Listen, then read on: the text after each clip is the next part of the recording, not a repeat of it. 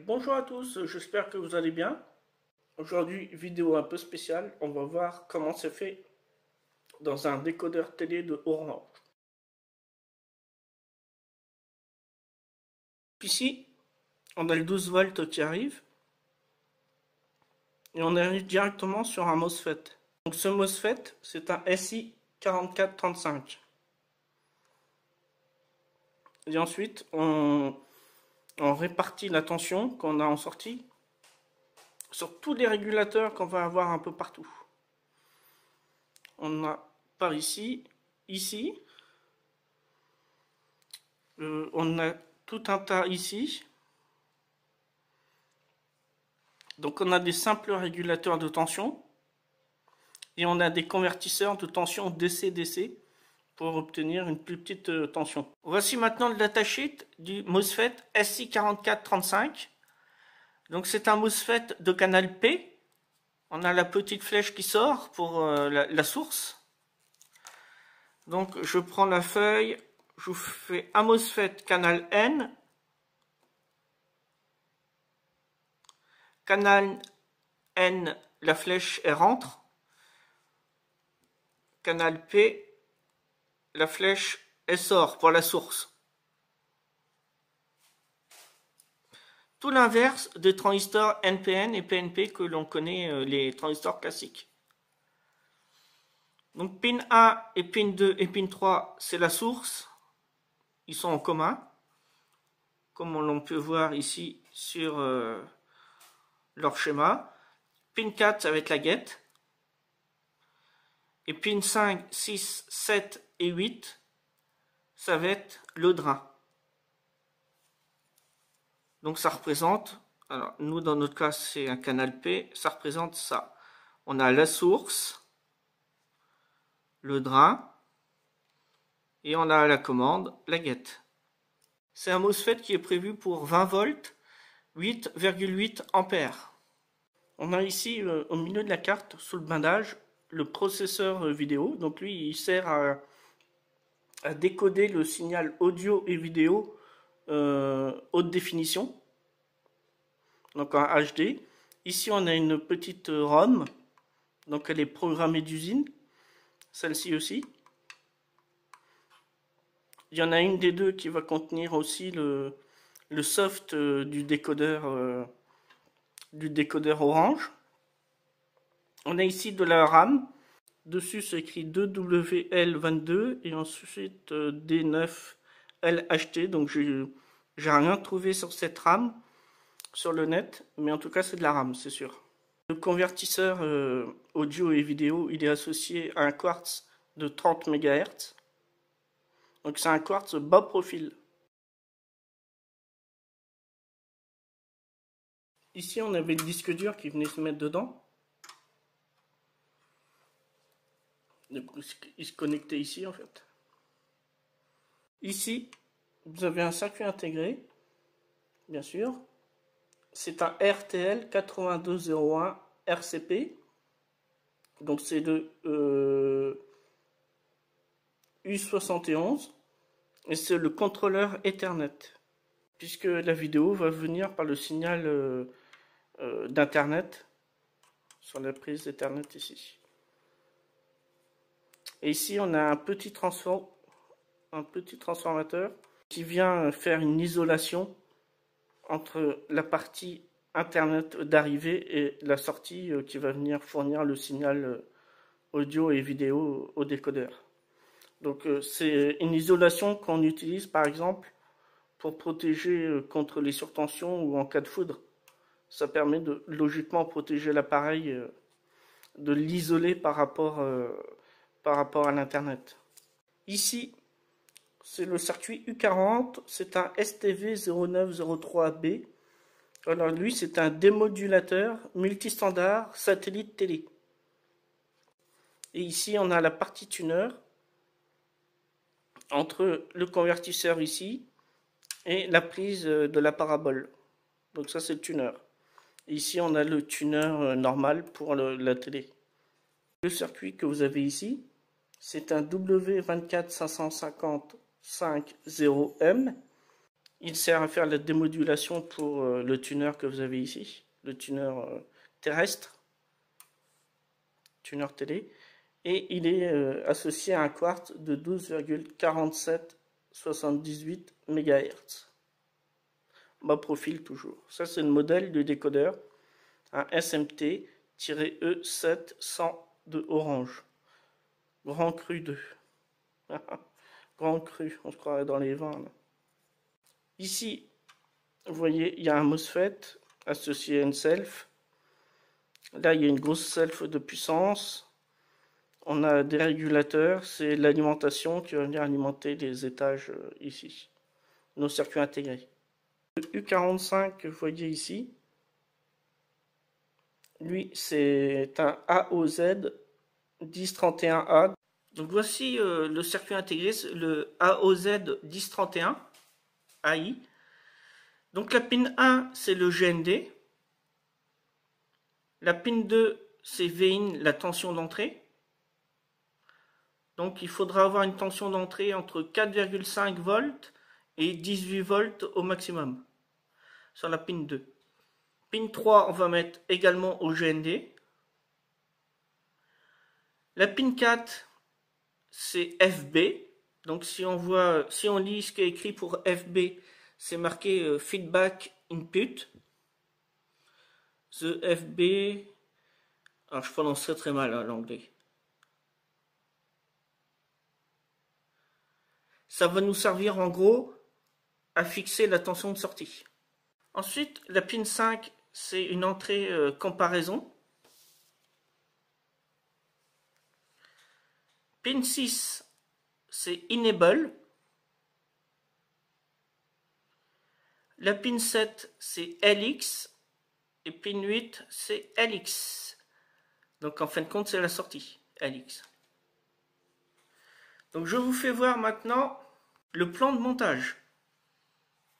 On va avoir la tension d'entrée VIN, tension de sortie LX, et par le biais de deux résistances R1 et R2, on va venir fixer notre tension que l'on souhaite avoir en sortie, en Vout, sur LX.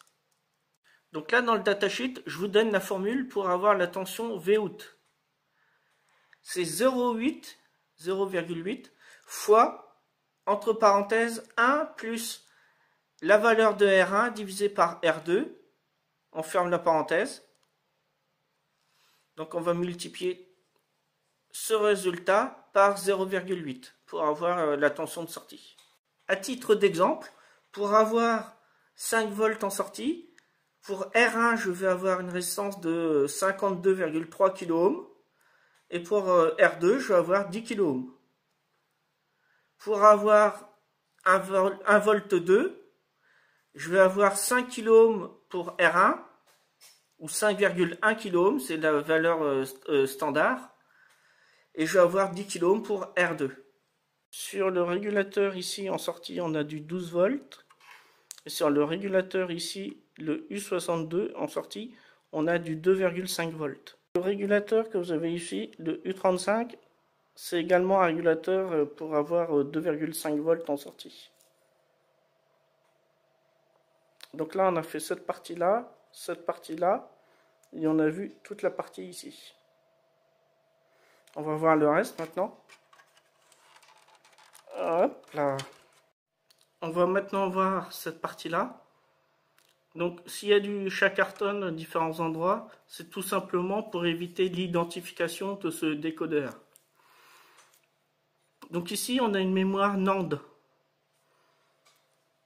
Donc c'est la 29F64 G08 CEA CA. C'est une mémoire flash. Sur la carte, c'est la U926. On a ici encore un AOZ 1031A, c'est un régulateur DC-DC entre 4,5 à 18 volts en entrée. Donc il est ici, avec la self qui est associée, c'est encore une alimentation. Ici vous avez un circuit intégré, donc c'est le AD6990, c'est le repère 1927 sur la carte et il est associé à un quartz bas profil de 12 MHz. C'est le Y191 comme repère sur la carte. Ça serait bien le contrôleur qui sert pour le disque dur ici. Et ici, on a encore un circuit intégré. Donc lui, c'est un N781054 DFM de Philips. Et je suppose que c'est le microcontrôleur, lui. Il est associé à un quartz ici bas profil de 18,732 MHz. Ici, vous avez un petit circuit intégré, c'est un NE555 que l'on connaît beaucoup car on a fait déjà de nombreux montages avec. Ici, le U que je cherche, le U194. Donc c'est un 74 HC164D. Donc c'est un registre à décalage 8 bits à 3 états. On ne va pas avoir que 0 ou 1. Donc 0 pour 0 volts et 1 pour 5 volts. On va avoir 3 états.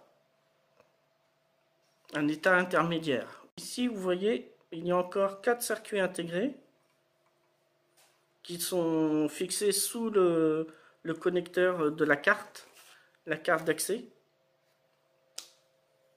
Donc ce sont des AOZ 1031A, donc c'est des convertisseurs DC-DC, et eux, vu qu'il y en a 4, à mon avis, je soupçonne que ce soit pour alimenter ici le convertisseur audio et vidéo HD, parce que ça a besoin de beaucoup de puissance, d'où l'utilité des 4 contrôleurs ici DC-DC. Et si on tourne légèrement le décodeur, on aperçoit les 4 selfs. Ici, vous avez un régulateur. Donc c'est un SI3010KM. Donc c'est un régulateur avec une tension de sortie comprise entre 1 et 16 volts. Il est donné pour 1 ampère. Donc c'est... En fait, on a 2 résistances qui sont associées au régulateur entre la sortie et la pin, je ne sais plus, c'est la pin numéro 2, je crois. Et en fait, suivant la valeur de résistance, on vient fixer la tension de sortie voulue du régulateur. Ici, vous avez un circuit intégré. Donc sur le repère de la carte, c'est U130. C'est le STV6417. Et lui, c'est en fait le switch, un peu l'interrupteur pour la vidéo et l'audio qui sort par les 2 prises Péritel du décodeur. Puisque sur cet ancien décodeur, on avait encore des prises Péritel dessus. Donc maintenant il est dépassé, maintenant c'est le HDMI partout. Donc ici on voit il y a encore un régulateur ici. Et c'est encore un SI3010KM. Ici, il y a un circuit intégré. Donc sur la carte, c'est le U928. Alors, j'ai regardé ce qui était écrit, les références. Je n'ai absolument rien trouvé sur Internet. Ça sert à rien que je vous les donne puisque ce sont des références constructeurs et qu'on ne peut pas trouver de datasheet. Il est associé à un quartz. Le Y192, c'est un quartz de 12 MHz. Et ce circuit-là, vu où il est placé, à mon avis, c'est on va dire le convertisseur pour le port USB en fait. Parce qu'on a un port USB ici, donc à mon avis, c'est lui qui s'occupe des données qu'on a sur le port USB. Si on regarde la face arrière, on a le connecteur d'alimentation ici, 12 volts 3 ampères. On a les 2 prises Péritel, un port HDMI, donc pour l'époque c'était déjà très bien d'avoir un port HDMI dessus.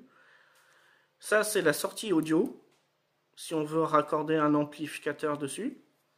Ici on a la prise internet, c'est par là que les données vont arriver pour avoir l'audio et la vidéo sur le décodeur. Ici vous avez la prise SPDIF.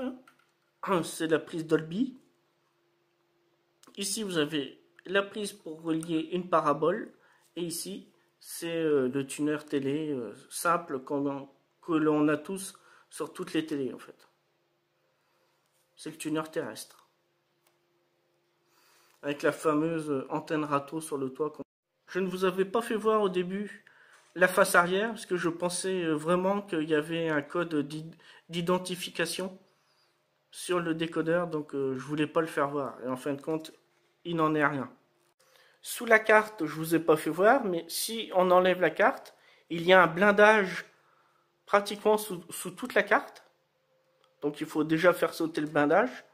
Et ensuite, on trouve que des condensateurs antiparasites, des condensateurs céramiques, qui sont fixés à différents endroits. Donc il y en a ici pour le convertisseur HD, il y en a pour le commutateur Péritel et tout ça. Il y en a pas pour tous les circuits intégrés en fait. Pour reprendre un peu le fonctionnement, on passe par la prise d'alimentation 12 volts. Ensuite, on vient passer par un MOSFET. Donc quand j'appuie ici sur mon petit interrupteur on-off, je viens envoyer une commande pour activer mon MOSFET qui est ici. Et ensuite, j'ai ma tension qui ressort 12 volts, qui va venir alimenter les différents étages de convertisseurs de tension.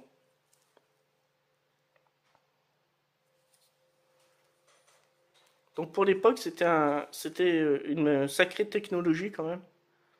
Il est très bien conçu, je trouve.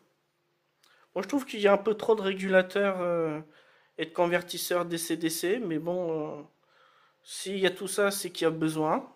Avant, on était au HD, maintenant on est au Ultra HD, donc c'est des convertisseurs encore plus gourmands en énergie qu'on va trouver dans les nouveaux décodeurs, forcément. Bon, la tension sera peut-être en dessous, inférieure à celle qui est utilisée ici pour alimenter le convertisseur. Donc peut-être qu'on ne consomme pas plus sur l'alimentation, puisqu'on abaisse la tension, donc du coup on augmente le courant. U égale RI, donc voilà la formule à savoir en électronique. Dans la face avant, il y avait cette petite carte. Donc ça c'est ni plus ni rien qu'un afficheur 7 segments pour afficher les chiffres. Donc ça c'est du basique, hein, c'est pas du numérique. C'est des petites LED qui vont s'allumer pour faire par exemple le chiffre 1, on va avoir les deux de gauche qui vont s'allumer. Pour faire un 7, on va avoir la barre du haut qui va s'allumer, la barre du milieu aussi, et puis les deux barres qui sont à droite. Pour faire un 8, on va alimenter toutes les barres. Et ensuite, c'est des touches, des simples switches. Quand on appuie dessus, ça fait contact. Donc c'est vraiment tout ce qu'il y a dedans, hein, au niveau de devant. Donc voilà, j'espère que cette vidéo vous a plu. Moi ça m'a plu parce qu'il y a longtemps que je voulais ouvrir ce genre de décodeur pour voir comment c'était conçu dedans. Je suis intéressé par tous les appareils, hein, voir comment c'est fait, comment c'est conçu. Je profite de cette vidéo parce que si on me réclame des vidéos de réparation d'alimentation, alors télé, etc. Donc si vous avez des alimentations qui sont HS, même si vous pensez que c'est pas réparable, n'hésitez pas, moi ça m'intéresse, si vous voulez me les envoyer, je suis très intéressé moi pour faire des vidéos. Vidéo assez courte, si vous avez aimé, n'hésitez pas le beau petit pouce comme d'habitude vers le haut. Plus il y aura de pouces vers le haut, plus la vidéo sera diffusée. Donc je trouve important de faire voir à tout le monde un peu, bon, beaucoup vont s'en foutre hein, de comment c'est conçu, c'est pas leur problème, mais je trouve que c'est quand même intéressant de voir comment c'est fait dedans. Pour ma part, c'est comme ça que je raisonne. Voilà, j'espère vraiment que ça vous a plu. N'hésitez pas, le petit commentaire, ça fait toujours plaisir. J'adore lire tous vos commentaires. Et je vous dis maintenant à la prochaine pour une future vidéo. Soyez sages. J'espère que ma voix sera meilleure quand même. Allez, salut, salut!